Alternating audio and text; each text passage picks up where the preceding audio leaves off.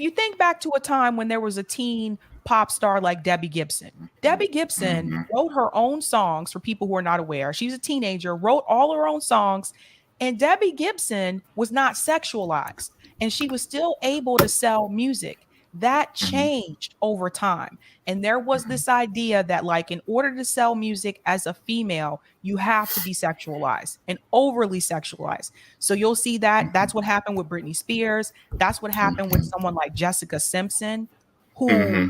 Jessica Simpson did not want to dress that way. If you watch like her story on Behind the Music VH1, Jessica Simpson explained very early on she did not feel comfortable showing her stomach. Mm-hmm. Again, she was also young, but they told her this is how you have to dress in order to sell the records. So she Yeah. was pushed into that. And then that became her image. She was less Mm-hmm. known for her voice Mm-hmm. and more known for being over Mm-hmm. sexualized. And people didn't take her seriously, partially because of that. This goes back to people like Jennifer Lopez, same thing. And it is Mm-hmm. not to say that these women aren't talented. But what the record label does is they take the focus off of their talent and they put the Mm-hmm. focus on their sexuality and them being hyperly sexualized. And what I'm explaining to everyone is it didn't used to always be that way. Mm-hmm. All right, I found the Jessica Simpson thing. Okay. I think I can start it right about here because it talks about how. All right, yeah, I got it. Let me go ahead and share Mm-hmm. my screen because Mm-hmm. I think people should see this, like the reason why she was told to take the path that she took. Because the music industry is also weird too. It's like they can have as many male groups as they want, but when it comes to the women, it's like we already have someone that kind of sounds like you or looks like you, so you need to bring something more edgier. Mm-hmm. Let me go before it. That's what it seems like. Mm-hmm. Oh, this piece right here, because some people may not know about this. It's about Mm-hmm. auditions. How well Christina did. Her singing was good, but she forgot her monologue and wasn't the best dancer. After Jessica, Britney Spears went on stage and did amazingly well. At that point, Simpson knew that she wouldn't make the cut.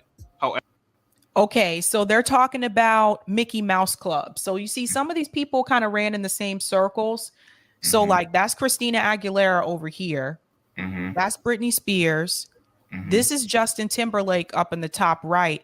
And you guys know who this kid is down here at the bottom? That's Mm-hmm. Ryan Gosling. Mm-hmm. Did you guys know that he was part of Mickey Mouse Club? Yeah. So Jessica Simpson also auditioned for this, but she didn't make it. Mm-hmm. Britney Spears came out after her and they gave it to Britney Spears instead. So I want to prove a point here how this really followed her. Basically, even it started when she was a kid before Mm-hmm. she even came out earlier. But listen to what they said. her mom and even Jessica herself grew to feel optimistic that she would cross paths with those girls again. But that didn't take away the initial sting. She cried continuously. It was quite sad for a long time because she felt like she had blown her big opportunity. She began to train her voice and found out that she had a 4.5 octave range. Simpson was signed to a Christian label, which resulted in a shelved album and a folded company. After a while, she decided to start trying to pursue her career again seriously and had a goal to go mainstream. She landed 8 meetings with different labels. I just want to add something really quick here about the Christian label. You know who else started off that way was Katy Perry. Oh wow. Yes, if you can believe it, Katy Perry used to sing Christian music. Yep, she was We very, know how very that went. different. Very different. Whew. When she sang I Will Always Love You for Jive Records, they turned her down because they had signed a girl too similar to her. And that girl even sang that same song. That girl turned out to be Britney Spears. See, this is why I wanted you guys to see this, because I'm trying to tell you it was a pattern. Like, it followed her all the way through, like every time. Every time. So yeah. I'm just trying to imagine Britney Spears singing "I Will Always Love You." Her voice was different back then. Because if you watch, like, I saw this one time on YouTube, they were showing when she actually performed on Star Search. For those who don't know, Star Search was used to be like a talent show. Like, a lot of people, a lot of musicians who are famous now, when they were kids. They were on Star Search at one point, Yeah, and she Destiny's was one Child of was on them. there. Yeah, her voice was different back then. So this is something to Mm-hmm. keep in mind. Mm-hmm. When she auditioned for RCA Records, they said the same exact thing, except this time around, that girl was Christina Aguilera. So it was pretty clear Wow. early on where Jessica Simpson would fit within the music industry.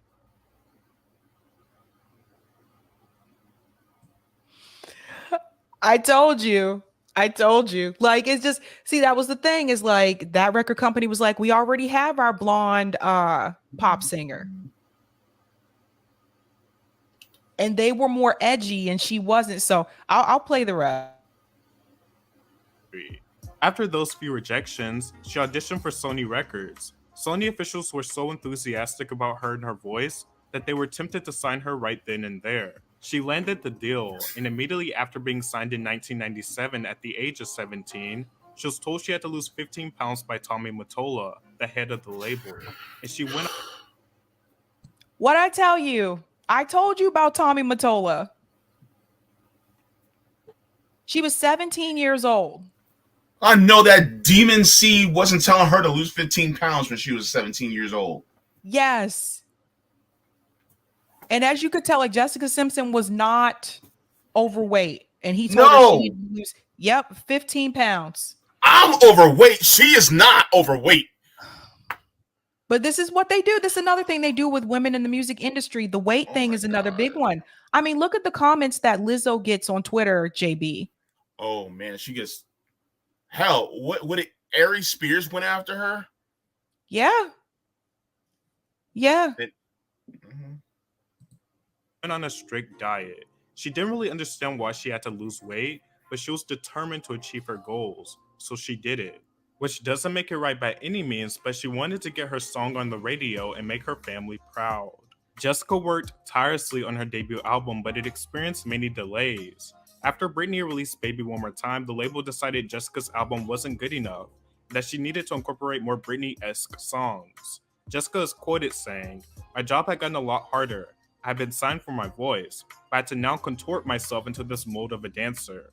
She truly just wanted to sing and didn't care about dancing, but the label pressured her into doing so. The promo for her debut album began, and the label thought that since Britney and Christina went with up-tempo dance songs, they would go with a ballad to make her stand out. I Wanna Love You Forever was her official debut on the scene, and went on to peak at number 3 on the Billboard Hot 100. She went on a rigorous schedule of promotion, but there was still a lot of focus by her label on how she looked. Tommy Mottola told her that she needed to have Janet Jackson abs, and the label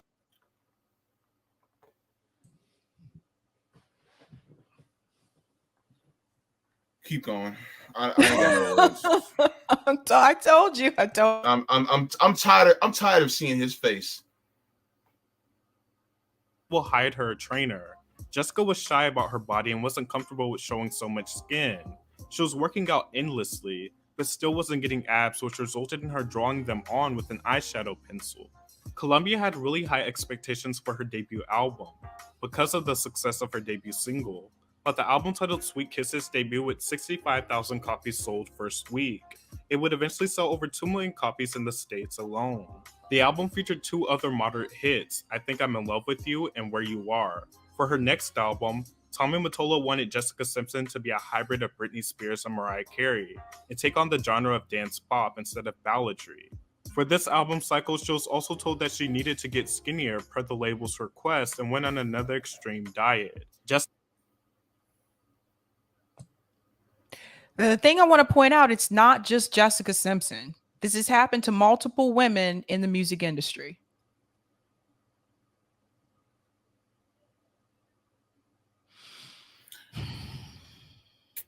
Boy, let me tell you. And you know what's funny? Not funny.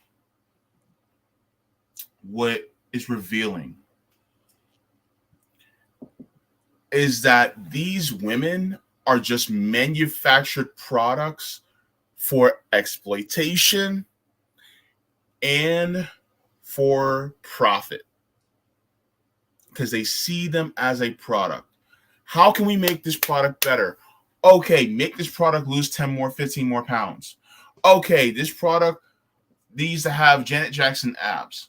Okay, we Mhm. need to shape this product to be a blend of Mariah Carey and Britney Spears. Okay, make them become that. And the whole thing about Janet Jackson abs, Janet Jackson couldn't even keep her abs. Why? No. Because her weight ballooned back and forth too. Because Multiple times. that's where our bodies do. That, you know, we don't always say that way. Multiple times throughout her career. That was one of the things Janet did bring up, was that she did struggle with that. Greg Bruce says Baby One More Time was written by middle-aged white dudes. Oh, snap. I'll let it go on. Jessica felt discouraged because she hadn't got to show her real self through her work yet. She had just been the artist her label told her to be, and that artist was in the shadows of Britney Spears and whoever else her label told her to mimic. Her sophomore album Irresistible debuted with 120,000 copies sold first week, and was a step to rebrand herself to keep up with her peers. Jessica also feels like her label tried to sell her as someone who was obsessed with sex for this album. But at that point, it was still public knowledge in the press that Jessica was still a virgin. So why do we even need to know that? But But see, JB, that was another thing. That was something that, like, to me, I feel like that's something that's really personal, right? Yeah, we don't need to know that. Right. But Jessica Simpson was vocal about the fact that, she was waiting until she got married. She was vocal about that. But still, it was just like they were trying to make her be someone that she was not. It's as if they see these women, and sometimes the men, as a blank slate to put their image of what they think will make the most money on them, and then push them out there. That's what it feels like. Right. Like, I don't think Jessica Simpson was ready for that. I mean, she became a little bit more comfortable with it as she got older in her career, but it was obvious that they were trying to make her be something that she wasn't, and they were trying to make her be like this sexual person, like that kind of thing. Like, in reference to the virginity, I still remember when Barbara Walters interviewed Britney Spears and asked her if she was still a virgin. I remember I was appalled to see that. I'm like, why are you asking her that? She's a kid. Like, that's no one else's business.